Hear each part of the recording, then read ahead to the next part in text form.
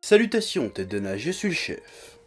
Tu sais, quand j'ai commencé cette chaîne, mon but c'était d'élever un peu le débat quand on cause de manga. Montrer qu'on pouvait réfléchir avec et sur le manga, l'analyser au-delà du prisme de la culture populaire qu'est le manga, tu vois. Dépasser le terrain infécond du fanboyisme et du kikouisme weeabouesque standard. Et tout ce temps, j'ai vraiment cru que ce que je faisais changeait un tout petit peu les choses, tu vois. Que certains commençaient enfin à appréhender le manga et la japanimation autrement. Mais les événements de ces dernières semaines m'ont amené à se poser cette question. Les fans de manga sont-ils tous des cons? Ouais, ça a failli être le titre de cet édito, hein. Les fans de manga sont-ils tous des cons?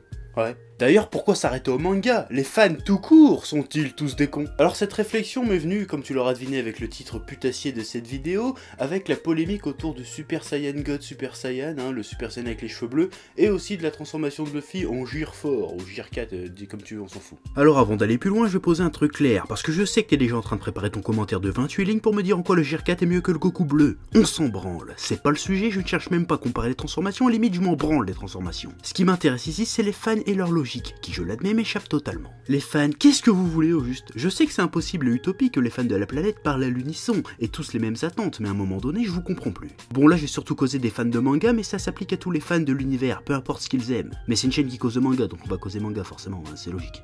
Alors intéressons-nous à l'objet de la discorde, les cheveux bleus de Goku. Qui pour beaucoup est une hérésie qui n'a aucun putain de sens, une insulte à tout ce qu'a été Goku et Dragon Ball, une transformation débile de plus qui n'apporte rien. Dis donc les gens, vous êtes vraiment sûrs d'avoir déjà lu Dragon Ball? L'univers de Dragon Ball a toujours été débile et ridicule, tous les visuels dans Dragon Ball sont débiles et ridicules, c'est pour ça qu'on aime Dragon Ball à la base, ça fait partie de son identité, de son originalité, même les transformations originales du manga sont débiles, réfléchissez 2 secondes. On parle de mecs qui changent de coupe de cheveux en fonction de leur niveau de puissance, c'est débile. Graphiquement c'est astucieux, identifiable, ça claque et c'est à la fois un bon MacGuffin et un bon Deus Ex Machina. Mais dans l'idée, c'est complètement con. Dans le manga et sa logique, c'est cool, d'un point de vue scénaristique et graphique, ça fonctionne, mais ça reste bidon. Et ça nous a jamais empêché de kiffer chacune d'entre elles sans se poser de questions. Même la fusion, concept complètement dingo de mélanger 2 persos en un pour le rendre plus balèze, ça n'a aucun putain de sens. À un moment, ils peuvent même le faire grâce à des boucles d'oreilles magiques, et pourtant on l'a accepté et on a kiffé. Même avec GT, quand ils ont fini en espèce d'homme sain chevelu bizarre et qu'ils ont fusionné en mec sain chevelu bizarre et Roukmout, on l'a accepté et on a kiffé aussi. Parce qu'on rentrait dans le délire, on était prêt à voir du nouveau, voir du changement aussi débile et moche soit-il, et on était heureux.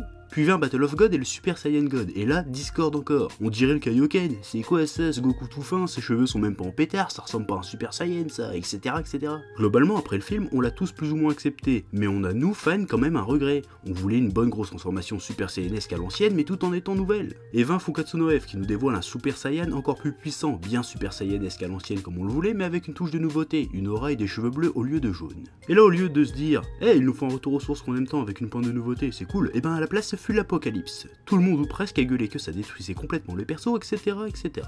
Dans le même temps, on découvrait dans les pages de One Piece une nouvelle transformation pour Luffy qu'on attendait depuis des semaines, le Gear 4. Luffy passe de gamin gentil à chapeau de paille à homme singe mi-métallique mi-caoutchouc qui tire des points boulets de canon et qui vole comme un putain d'avion à réaction. Le personnage et ses pouvoirs sont complètement réinventés, on est à 100 km du mec qu'il est habituellement, que ce soit en matière de look et de puissance. Et pourtant là, les fans sont quasi unanimes, le Gear 4 est génial, inventif innovant, qui renoue un peu avec le classique car ça fait un peu penser au Nightmare Luffy, etc. etc. Soyons clairs, j'ai aucun problème avec le Gear 4 et je suis d'accord, c'est inventif, c'est innovant. Bon, c'est super laid, mais c'est cool. J'accepte ce look dégueulasse et cette transformation complètement débile, parce que tout dans One Piece est grotesque et complètement débile. Ça fait partie de son identité, c'est une des choses qui font que One Piece est One Piece, mais ça m'amène à me poser cette question. Pourquoi sommes-nous capables d'accepter le changement dans One Piece et incapables de le supporter dans Dragon Ball? Est-ce que c'est parce qu'en tant que fan on est juste des cons sans aucune logique et qu'on aime se plaindre pour rien? Probablement, mais pas seulement à mon avis. Peut-être que Dragon Ball c'est tellement culte pour nous, peut-être qu'on est tellement fan de ce manga cultissimement culte qui a bercé notre enfance, qui pour beaucoup nous a fait aimer le manga qu'on a du mal à accepter qu'il change. Peut-être qu'on est tellement aveuglé par notre fanatisme qu'on a fini par oublier que le changement ça a toujours fait partie de Dragon Ball, ça a toujours été une des forces de Dragon Ball.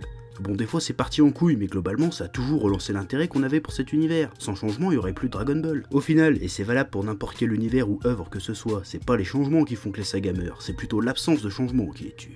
Réfléchis un peu là-dessus. Mais après ça veut dire en aucun cas que c'est pas débile un Super Saiyan bleu, hein. C'est débile, mais on s'en fout, ça fait partie du principe et c'est pas le sujet. Ça veut pas dire non plus que Fukatsu no F ça forcément bien, on n'en sait rien et on s'en fout, c'est pas le sujet non plus. Donc réfléchis à ce que je t'ai dit. Je pense que ça sera bien. Voilà, maintenant je me casse. Peace.